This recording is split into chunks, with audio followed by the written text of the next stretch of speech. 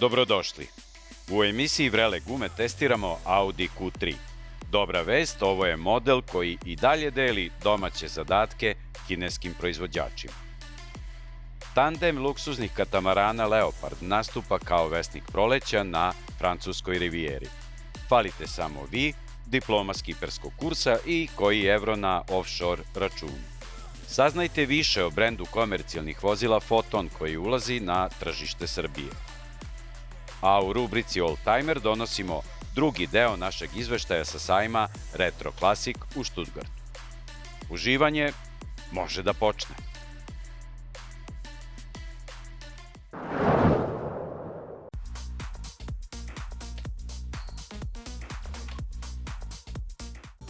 Četiri prstena.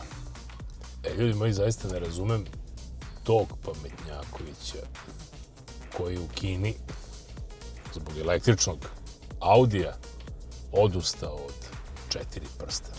Dakle, neverovatno. Nije čudo da su blizu da puknu tamo. A evo nas danas, posle dužeg vremena, opet u jednom Audiju. Mogu samo da kažem, ne samo što je najlepši Audi, nego možda i najlepši model u svojoj kategoriji.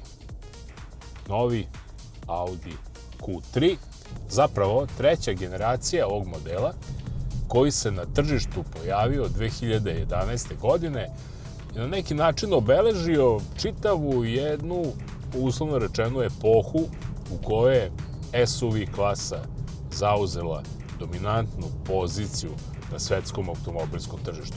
Slobodno možemo reći na neki način da je to i bila evropska Labudova pesma, jer međuvremenu su stigli Kinezi, doneli mnogo toga drugačijeg i novog u automobilsku industriju, ali ajde onako da budemo potpuno iskreni, u međuvremenu navikli smo se ne samo na električne automobile, već nekako i na taj bezlični kineski dizajn. I upravo ti Kinezi su doneli nešto sasvim drugačije, ali istovremeno smo se nekako i mi Evropljani poželeli nekih starih vremena. Mogu slobodno da kažem da sam u vozačkom smislu sazreo u Audiju A6 Allroad Quattro V6 3 litre turbo dizel pogona sa 4 točka. Ludački auto, po meni do danas neprevaziđen, iako imamo sada sve te nove tehnologije, ono što je tada pružao onaj mehanički Quattro pogon sa tim velikim dizelašom, to se neće ponoviti sigurno više nikada. Mada sada imamo i performantnije i bolje automobile, ali onaj vozački osjećaj je ostao zapamćen. Upravo zato iz tog iskustva mogu da vam kažem da sam, kada sam seo u Audi Q3, imao osjećaj kao da sam se vratio, rođenoj kući na neki način, jer jednostavno ostane to nešto u vama, neki miris, neki osjećaj i upravo to je ono što sam doživeo u ovom Audi Q3. Vidite da se vrpuljim nešto malo, doživeo sam i tvrda sedišta, okej. Šta da radimo? Udo Brickman, stariji upokojen, ovaj mlađi je otišao u penziju, ali još uvijek se oni ne predaju, bar što se tiče tvrdih sedišta, mada su ovo sada komfortna, široka, ali su prilično tvrđe od onog što sam očekivao. Ali samo za trenutak da se vratim na dizajn. Zaista ne znam sa koje strane kada gledam Audi Q3 mi je lepši. Da li od napred, da li sa boka, da li od nazad. Zaista jedna prava simfonija. Čujete ovo? Na to ćemo se kasnije vratiti. Radi se nešto o zvučnoj izolaciji podvozja. Simfonija dobrog ukusa, dobre linije. Vidjeli smo kako je BMW pukao sa novim iX3, bar što se tiče dizajna. Napravili su navodno sve na novoj platformi, ali su toliko uprskali dizajn bežeći od onih bubrega, onih ogromnih seljačkih bubrega. Napravili su jedan električni automobil koji je u dizajnerskom smislu potpuno izvan konteksta. Audi nije napravio tu grešku sa Q3, upravo ga je napravio onako kako treba da se napravi automobil koji se pokreće na pogon klasičnih motora. U ponudi imamo, što je jako dobro, dvolitarski turbo dizel, imamo u ponudi dvolitarski TFSI benzinac, lako hibridizirani, i imamo u ponudi ovaj 1,5 litarski benzinac sa 150 konjskih snaga kojeg ćemo danas ovako razložiti na neke, ajde da kažem, sastavne delove. Onaj dobar utisak spoljnog dizajna nastavlja se i što se tiče interijera. Vrlo jednostavan, lepo zaobljena instrument tabla koja je orijentisana prema vozaču, kako i doliko je Audiju. Imam ispred sebe u toj instrument tabli koja deluje kao jedna celina, su zapravo dva digitalna instrumenta. Jedan je instrument tabla, drugi je monitor infotainmenta. Nadopunjuju se lepo. Instrument tabla ima nekoliko, ajde kažemo, postavki da vozač može da je individualizuje, ali ne previše. Tu sam malo razočaran, očekivao sam da će to biti malo, ako što kaže, raskošnije. Ajde kažemo, dizajneri su stvarno hteli da se iskažu u ovom interijeru i napravili su jednu vrlo interesantnu stvar, a to je umjesto onih poluga, žmigavaca i brisača i ne znam ja čega. Ovde nam je zapravo jedan pravi mali panel plastični, koji se na kraju završava sa čudno postavljenim prekidačem žmigavaca i još čudnije definisanom komandom menjača. I to je možda stvar koju bi sad, bar što se tiče organizacije interijera, strašno zamerio. Ok, želimo da budemo autentični, da budemo osobeni, ali ovo je po meni jako je lepo, stvarno je lepo, ako kad čovjek gleda malo osjeća se drugačije, ali traži privikavanje, a mogu da vam kažem, dođevalo više sa tim stvarima kojima se privikavamo. Privikavamo se na mobilne telefone, privikavamo se na daljinske upravljače, privikavamo se na sve se živo privikavamo. Ja sam odlučio da hoću automobil na koji ne moram da se priviknem. Tako da najvišu ocenu dajem onima koji su intuitivni. Audi Q3, nažalost, to nije. Evo sad nama prilike još jednom da porazgovaramo o jednoj drugoj mani, a to je zvučna izolacija. Očekivao sam od jednog Audija da će zvučna izolacija biti apsolutno besprekorna. Ovde tu nešto fali. Odlična je zvučna izolacija stakla, odlična je zvučna izolacija celog ovog, što kaže, automobila, međutim, izgleda se malo štedilo na zvučnoj izolaciji podvozja, koje je prilično tvrdo. Mnogo je automobil tvrđi nego što sam očekivao, ne kažem da nije udoban, ali mogu reći sportska komponenta ovde dominira, baš kako i priliči Audiju. Savršen je za brzu i preciznu vožnju i savršen je za ono što Audi najbolje zna, a to je za uživanje tokom vožnje. A to znači da se vozaču Audija upravo zbog ovoga nikada neće pridremati kada se vozi na dužim putevima, jer jednostavno ovo je automobil koji probudi adrenalin u vozaču, a znamo dobro gde je puno adrenalina, nema spavanja, ali morate da imate jaku čuku, ljudi, da bi sve to izdržali.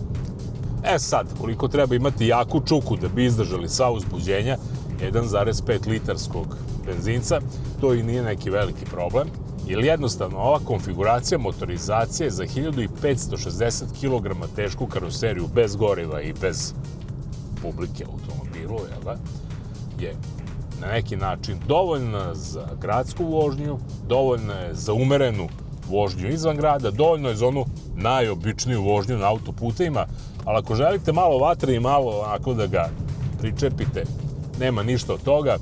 Čak kada budete se nalazili u fazi preticanja, boga mi poželećete 10-20 konjskih snaga više, ali jednostavno na srednjim brzinama, na tim srednjim ubrzanjima, Audi Q3 sa ovim 1,5 litarskim TFSI agregatom, koji raspolaže sa 150 konjskih snaga i 250 Nm obrtnog momenta, ne može da parira kako treba, a da bi se iz njega izvuklo maksimum, moramo ići u visoke obrtaje, na 5 ili 6 hiljada obrtaja, da dobijemo punu snagu motora, a u tom momentu dobijamo i punu zvučnu kulisu koja, naravno, ne priliči jednom Audiju. Eto, to je još jedan od problema ovog modernog doba i ovih modernih motorizacija. Sva sreća, tu su, malo čas sam rekao, i turbo dizel i dvolitarski benzinac, pa stvar još može da se izvadi, ali o tome ćemo nešto kasnije. Počeo sam oko udobnosti, dobro sedim, imam odličnu preglednost, jer za ovu kategoriju vozila koja je dugačko nešto preko 4,5 metra ima zaista dovoljno prostore i na zadnjoj klupi, a usput raspolažemo i sa 488 litara prtljažnika. Mogu slobodno da kažem da je ovo jedan divan porodični automobil. Ono što meni nedostaje, jer sam navikao u Audiju na quattro pogon, to je svakako pogon na sva 4 točka. U ovoj motorizaciji njega nemamo, njega možemo dobiti sa 2-litarskim motorom. Inače, što se performansi tiče, rekao sam šta su mane. Dobra je stvar što u gradskim uslovima trošimo tu negde oko 6,5 litara benzina na 100 pređenih kilometara, što možemo kažem da je sad u skladu sa ovim novim tehnologijama, ali već na otvorenom putu, upravo zbog ovih slabih tačaka samog motora koji razvija najveću snagu na vrlo visokim obrtajima, dolazimo i u situaciju da trošimo između 8 i 9 litara benzina na 100 pređenih kilometara, da bi onako u proseku u ovom našem režimu stani kreni snimanja i dosta oštroj vožnji trošili 6,9 do 7 litara benzina na 100 pređenih kilometara. Dakle, sve ide u tom kontekstu da smo, bar što se tiče posljednjih 20 godina i te čuvene modernizacije samih motora, došli da trošimo više goriva i naravno da plaćamo skuplje automobile. Sad kad sam se malo navikao na menjač i na žmigavce i uopšte na ove komande ovde ispred mene, mogu da kažem da se stvarno u njemu dobro osjećam, da je vrlo okretan u gradu, da je pregledan, dakle možete ga bez problema voziti gradom, može da se nazove jednim pravim urbanim automobilom koji je na neki način svestran.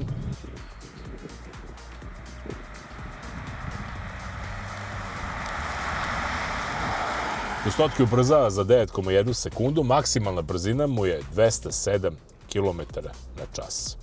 Jedan od razloga te malo više potrošnje, a i mogućih problema što se tiče performansi je u vrlo visokom koeficijentu otpora 0,32.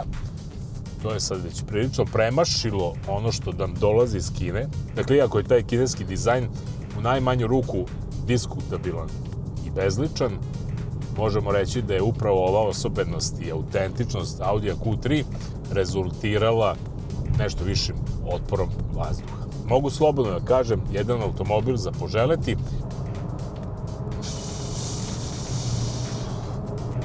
Evo vidite sad, evo.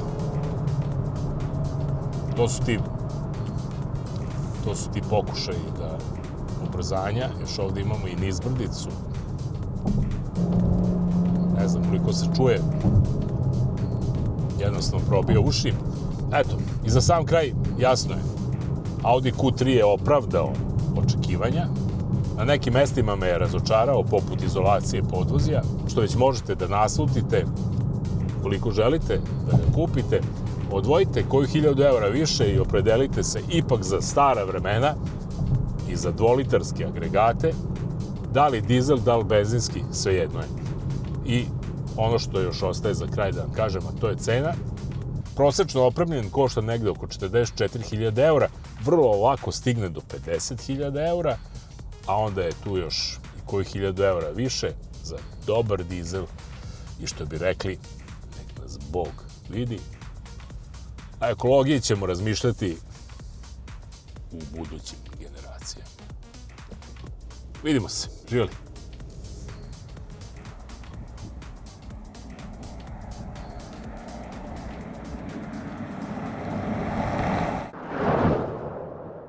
U nautičkom svetu višetrupna plovila, uglavnom katamarani, poslednje 2 decenije potiskuju takozvana monohul plovila.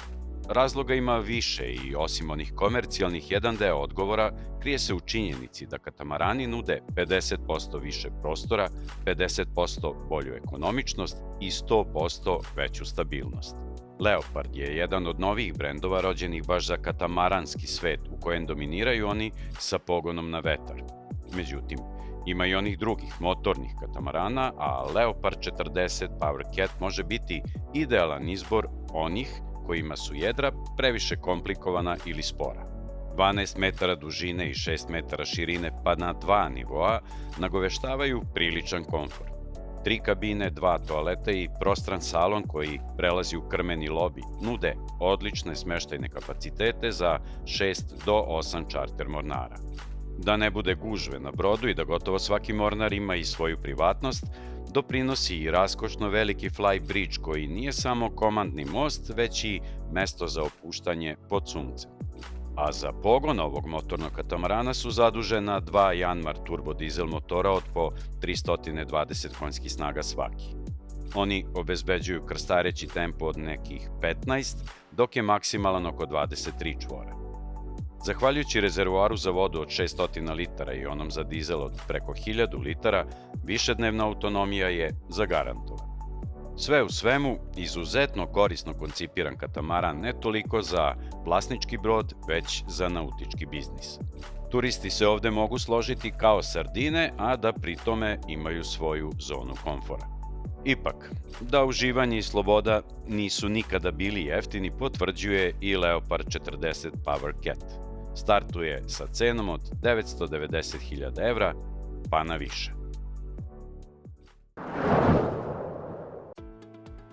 Proleće je pravo vreme za nove početke. To dobro znaju u Beta Motors u kompaniji sa više od 2 decenije iskustva u prodaji i servisiranju motornih vozila. Novosadski Beta Motors postao je diler kompanije Foton Srbija, što je ozvaničeno otvaranjem reprezentativnog prodajno-servisnog salona u Novom Sadu. Drago nam je što možemo da se pohvalimo sa partnerstvom sa Fotonom. Brand Foton je lider u svetu u proizvodnji komercijalnih vozila, lakih teretnih, teških teretnih, znači velika paleta modela, što za lokalnu upotrebu i dostavu, što za duže destinacije. Takođe, Foton konstantno radi na razvoju nove energije, novih vrsta pogona, to su elektropogoni, vodonik, hibridni pogoni, tako da stvarno je velika ponuda. Takođe istakao bi pick-up vozila, 4 modela, baš ono što treba Srbiji, veći, manji. Takođe imamo elektro pick-upove, hibridne i klasične dizelaše.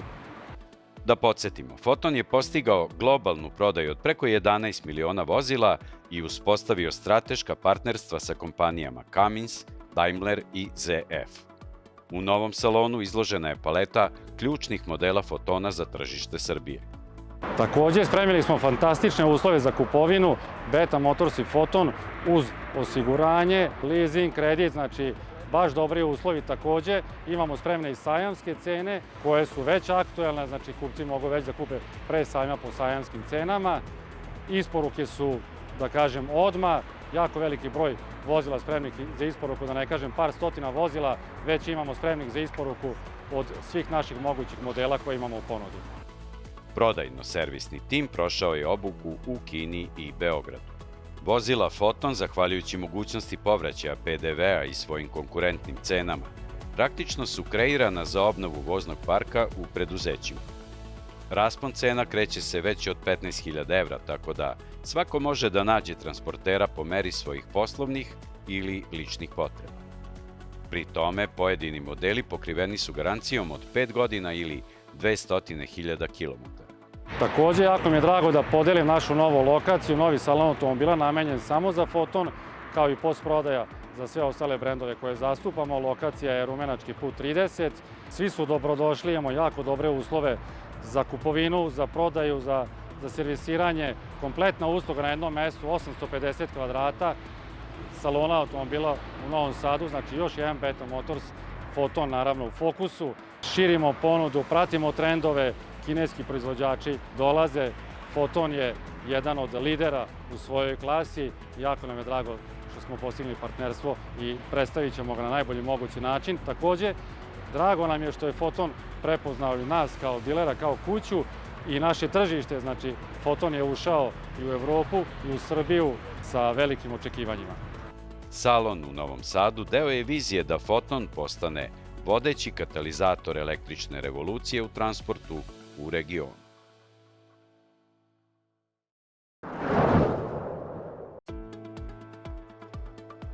Moj drugar, rokabili berber, ima najlepšu kolekciju klasičnih američkih automobila iz 50. godina prošlog veka. Dobrodošli u drugi deo našeg izveštaja sa sajma oldtimera Retro Classics u Stuttgartu. Ovaj put vidjet ćete praktično sve što nije stalo u prvi izveštaj. Na štandu Opela obeležavaju 6 decenija Opela Rekorda C, a iza mene je itekako zanimljiv primerak. Reč je o modelu Commodore A, koji je pretvoren u kabriolet u radionici Deutsch u Kelnu. Naime, u Kelnu su od 1967. do 1971. godine napravili samo 15 ovakvih konverzija, a danas je ovaj jedan od 4 sačuvana. Kada govorimo o Opelima, uvek je lepo videti Opele GT i naravno klasični Opelov kamion Blitz, ovaj put u formi restorana. Ovo je Gogomobil Coupe 250 iz 1963. godine. Ispod haube dvotakni dvocilindarski motor 250 kubika, 13,6 konja, juri 86 na sat. Inače, Gogomobil je brend kompanije Glas, koju je 60. godina, čim je malo finansijski ojačao, kupio BMW. Ovom automobilu ne treba prikolica da bi otišao na oldtimer skupove u Italiji.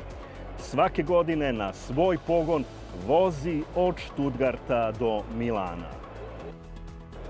A u kutku sa francuskim automobilima zatičemo Citroen LNA. Kada je 70. godina Peugeot preuzeo finansijski posrnuli Citroen, LNA je bio jeftinija, to jest narodskija varijanta Peugeota 104. Međutim, ljudi iz Citroena redovno vole da rade stvari na svoj način, tako da je ispod haube dvocilindarski motor koji znalci prepoznaju iz Dijane iz Pačeka. Rockabilly garaže iz okoline Nirnberga. Ovo su ljudi koji slušaju istu muziku kao ja i voze automobile koje, pa eto, ja bih voleo da vozim. Ali ovdje je jedan zaista interesantan Chevroletov kamion. Wir haben hier einen 1952er CUI-Truck, der in Amerika als Kartoffeltruck verwendet wurde.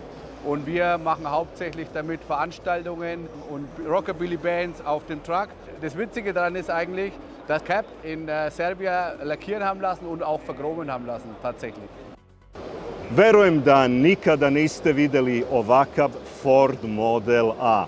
Ali Šulci zna sve o ovom autu. Das ist ein ganz normaler Rennwagen aus den 30er Jahren. Komplette Aluminiumkarosse, Motor ein 8-Zylinder Flathead-Motor, Geschwindigkeit ca. 130 km/h, 140 ca. Es ist ein 1941er Ford Dragster und wir nutzen den auch für Viertel- und Achtelmeile-Rennen, auch Oldschool-Rennen. Wir haben jetzt einen Chevy-Motor drin und wir haben auch schon Cadillac-Motor drin gehabt. Da ist uns leider die Kurbelwelle letztes Jahr gebrochen und wir schauen mal, was die nächsten Rennen so bringen. Und das Special an dem Auto ist, dass wir eine von Ed Ross, das Auto von Red Fink, gepainted haben. Alte Spielzeug, prodavnica starih igračaka ovde u Stuttgartu. Ja, Sie können hier kaufen, so viel Sie möchten, die Sachen, die Ihre Eltern Ihnen nicht gekauft haben. Kako smo od kampinga stigli do glampinga, nemam pojma, ali ja više volim minimalizam. Kada smo već kod reči mini, ovo je Mini Clubman iz 1980. prepoznatljiv po neobičnom grilu. 998 kubika i 40 konja bilo je dovoljno da povuče namenski napravljenu prikolicu u kojoj za dvoje ima sve, posebno ako se to dvoje jako vole. Bei dem Auto hier handelt es sich um einen Eigenbau aus dem Jahr 1999 auf Basis eines BMW 315. Die Karosserie wurde komplett aus Aluminium gefertigt und wurde für Bergrennspezifikationen gebaut. Der Motor ist ein 319er Original. Von den 29 kW wurde nach einer Generalüberholung des Motors ca. 70 Kilowatt gemacht, also ungefähr 100 PS hat das Auto. Das Auto fährt sich schön leichtgängig, super für Bergrennen. Ein FIFA-Pass ist möglich, also für historische Rennen, Genehmigung und ein absolutes Unikat für den Kenner. I, meine liebe Damen und Herren, nešto zaista izuzetno. Audi Quattro S1, 17. komad od serije od 25 primeraka. 1986. godine ovaj automobil vozio je Walter Roll, a za one koji se eventualno pitaju, 2500 kubika ispod haube, 600 konja i 800 Nm obrtnog momenta. Ako hoćete da imate pa najjači Audi u kraju, cena sitnica 450.000 evra. Na štandu NSU kluba Schwaben jedan Tip 110. Liči na onaj 1200 zbog koga mene prozivaju na društvenim mrežama, ali ovakav NSU još niste videli. Einen 1565 Kubik Motor verbaut, mit einer anderen Kurbelwelle, anderen Kolben, anderen Bläuen. Der gesamte Motor ist eine Neukonzeption und wir haben hier eine Leistung von ca. 120 PS. Es ist zusätzlich noch eine Einspritzanlage verbaut. Ich habe ungefähr in dem Auto 2000 Stunden Arbeitszeit investiert. Toliko za ovaj put iz Stuttgarta. Ako bolje pogledate, definitivno Mercury je automobil najzahvalniji za spuštanje krova. Međutim, negde čovek treba i da počne. Ko uspe da skrati krov na fići i pritom uspe i da registruje tog fiću, nek se javi redakciji Vrele gume.